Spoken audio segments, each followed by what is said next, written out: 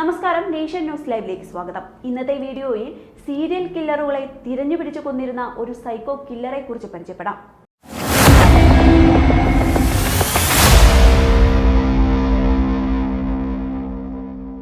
Serial കില്ലറുകളെ തിരഞ്ഞുപിടിച്ചു കൊന്നിരുന്ന ഒരു psycho killer ഉണ്ടായിരുന്നുവെന്നും അയാൾ ഇന്ന് ജീവിച്ചിരിപ്പുണ്ടോ എന്നും നിങ്ങളിൽ എത്ര പേർക്കറിയാം? വീഡിയോയിലേക്ക് കടക്കാം. വീഡിയോ മുഴുവനായിട്ട് കാണുക. 1954 ബ്രസീലിലെ മിനാസ് ജുറൈസിലായിരുന്നു ഫിലോയുടെ ജനനം.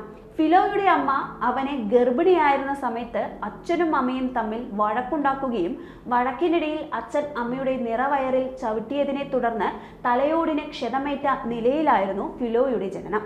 കുട്ടിക്കാലം തന്നെ മാതാപിതാക്കൾ വഴക്കിടുന്നത് കണ്ടുവന്ന ഫിലോയ്ക്ക് അവരുടെ വാത്സല്യം ലഭിച്ചിരുന്നില്ല. ഒരു സ്കൂളിൽ സെക്യൂരിറ്റിയായി ജോലി ചെയ്തുകൊണ്ടിരുന്ന ഫിലോയുടെ പിതാവ് സ്കൂളിൽ നിന്ന് ഭക്ഷണം മോഷ്ടിച്ചു എന്ന കുറ്റം ചുമത്തി സിറ്റി മേയർ ഫിലോയുടെ പിതാവിനെ ജോലിയിൽ നിന്നും പുറത്താക്കി. എന്നാൽ പിന്നീടുള്ള അന്വേഷണത്തിൽ അയാൾ നിരപരാധിയായിരുന്നുവെന്നും യഥാർത്ഥ മോഷ്ടാവ് ആ സ്കൂളിൽ ജോലി ചെയ്തിരുന്ന മറ്റൊരു സെക്യൂരിറ്റിയാണെന്നും കണ്ടെത്തി. തുടർന്ന് ചെയ്യാത്ത കുറ്റത്തിന്റെ പേരിൽ തന്റെ പിതാവിനെ ജോലിയിൽ നിന്ന് പുറത്താക്കിയ സിറ്റി മേയറെ ടൗൺ ഹാളിൽ വെച്ച് ഫിലോ വെടിവെച്ചു കൊന്നു. അതായിരുന്നു എല്ലാത്തിന്റെയും തുടക്കം. ആ സമയത്ത് ഫിലോയുടെ പ്രായം വെറും 14 വയസ്സ് മാത്രം. തന്റെ ആദ്യത്തെ കൊലയ്ക്ക് ശേഷം ഇതിനെല്ലാം കാരണക്കാരനായ സ്കൂളിലെ യഥാർത്ഥ മോഷ്ടാവിനെ ഫിലോ തേടിപ്പിടിച്ച് കൊലപ്പെടുത്തുകയും പിന്നീട് പോലീസിന്റെ കണ്ണ് വെട്ടിച്ച് പല സ്ഥലങ്ങളിലായി ഒളിവിൽ താമസിക്കുകയും ചെയ്തു. ഈ സ്ഥലങ്ങളിൽ നിന്നെല്ലാം പോലീസിന്റെ കയ്യിൽ നിന്നും തലനാരിഴയ്ക്ക് രക്ഷപ്പെട്ട ഫിലോ ഒടുവിൽ എത്തിച്ചേർന്നത് കള്ളക്കടത്തുകാരുടെ ആസ്ഥാന കേന്ദ്രമായ മോഗിദാസ് ക്രൂസസിലേക്കാണ്. അവിടെ അയാൾ ആദ്യമൊക്കെ ചെറിയ തോതിലുള്ള മോഷണങ്ങൾ നടത്തുകയും പിന്നീട് ഒരു ഡ്രഗ് ഡീലർ ആവുകയും ചെയ്തു. ആ ജോലി ഫിലോയെ അവിടെയുള്ള മറ്റു പല മയക്കുമരുന്ന് കടത്തലുകാരുടെയും ശത്രുവാക്കി മാറ്റുകയും അതിലൊരു ഡ്രഗ് ഡീലറെ ഫിലോ കൊലപ്പെടുത്തുകയും ചെയ്തു. ഫിലോയുടെ ജീവിതം ഇത്തരത്തിൽ അക്രമാസക്തമായി പോയിക്കൊണ്ടിരുന്ന സമയത്താണ് അയാൾ മറിയ എന്ന സ്ത്രീയെ പരിചയപ്പെടുന്നത്. ആ പരിചയം പിന്നീട് ഒരു പ്രണയമായി മാറുകയും അവർ ഒരുമിച്ച് ജീവിക്കാനും തുടങ്ങി. ഫിലോയുടെ ജീവിതം എല്ലാവരെയും പോലെ നോർമലായി മാറി വരുന്ന ആ സമയത്ത് വിധി അയാൾക്കായി കാത്തുവെച്ചത് മറ്റൊന്നായിരുന്നു. ഫിലോ പണ്ട് ആക്രമിച്ച കള്ളക്കടത്ത് സംഘം അയാളോട് പ്രതികാരം ചെയ്തത് ഗർഭിണിയായിരുന്ന ഫിലോയുടെ ഭാര്യ മറിയയെ അതിക്രൂരമായി കൊലപ്പെടുത്തിയായിരുന്നു. മറിയയുടെ മരണം ഫിലോയുടെ മാനസിക നിലയെ പഴയതിലും ഭീകരമാക്കി മാറ്റിയിരുന്നു. തന്റെ ഭാര്യയുടെ മരണത്തിന് കാരണക്കാരനായ ഗ്യാങ് മെമ്പേഴ്സിനെ എല്ലാം ഫിലോ കൊന്നുതള്ളി. ഓരോ ക്രിമിനലുകളെയും കൊന്നുതള്ളുമ്പോൾ ഫിലോ ഒരു ത്രിൽ അനുഭവിച്ചിരുന്നു.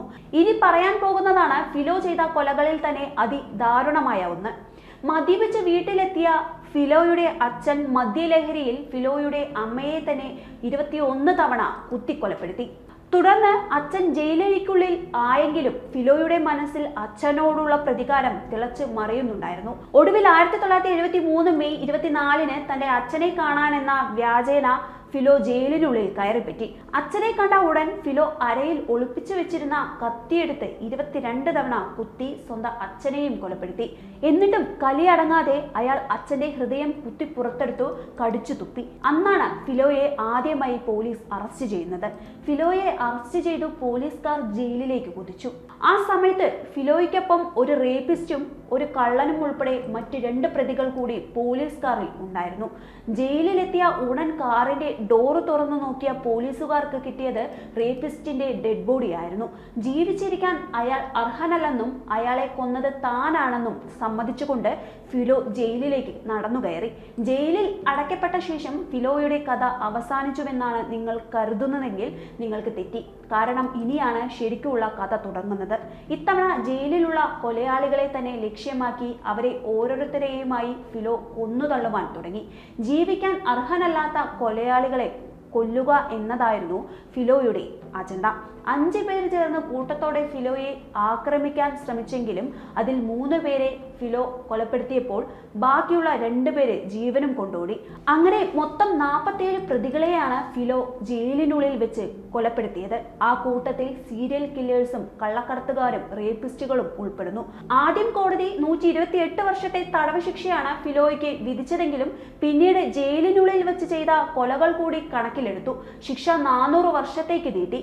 എന്നാൽ 40 വർഷത്തിൽ കൂടുതൽ ആരെയും ശിക്ഷിക്കാൻ പാടില്ല എന്ന പുതിയ നിയമം ബ്രസീലിൽ പാസ്സായതോടുകൂടി 2007 ഫിലോ ജയിൽ മോചിതനായി.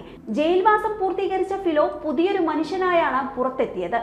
മാനസാന്തരപ്പെട്ട് ഒരു തികഞ്ഞ ക്രിസ്ത്യാനിയായി മാറിയ അയാൾ ഇന്നൊരു യൂട്യൂബ് ചാനൽ തുടങ്ങി അതിലൂടെ യുവതലമുറയെ ആക്രമണങ്ങളിൽ നിന്നും അകറ്റി നിർത്താനുള്ള ക്ലാസുകൾ കൈകാര്യം ചെയ്യുന്നു. ഐ കിൽ ഫോർ പ്ലഷർ എന്ന കയ്യിൽ പതിച്ചിരുന്ന ടാറ്റു ഇന്ന് അദ്ദേഹം നീക്കം ചെയ്തു. സാധാരണക്കാരനായ ജനങ്ങൾക്ക് പകരം സീരിയൽ കില്ലേഴ്സിനെയും മയക്കുമരുന്ന് കടത്തുകാരെയും റേപ്പിസ്റ്റുകളെയും പോലെയുള്ള കുറ്റവാളികളെയാണ് അയാൾ കൊലപ്പെടുത്തിയത് എന്നതാണ് ഫിലോയെ മറ്റുള്ള സീരിയൽ കില്ലേഴ്സിൽ നിന്ന് വ്യത്യസ്തനാക്കുന്നത്. ഫിലോയുടെ ഈ സീരിയൽ കില്ലർ സ്റ്റോറി നിങ്ങൾക്ക് ഇഷ്ടമായെങ്കിൽ വീഡിയോ ലൈക്ക് ചെയ്യാനും ഷെയർ ചെയ്യാനും സബ്സ്ക്രൈബ് ചെയ്യാനും മറക്കരുത്. അടുത്തൊരു വീഡിയോയുമായി നമുക്ക് വീണ്ടും കാണാം. നന്ദി, നമസ്കാരം. നാഷൻ ന്യൂസ് ലൈവ്, സത്യം, ചരിത്രം, വർത്തമാനം.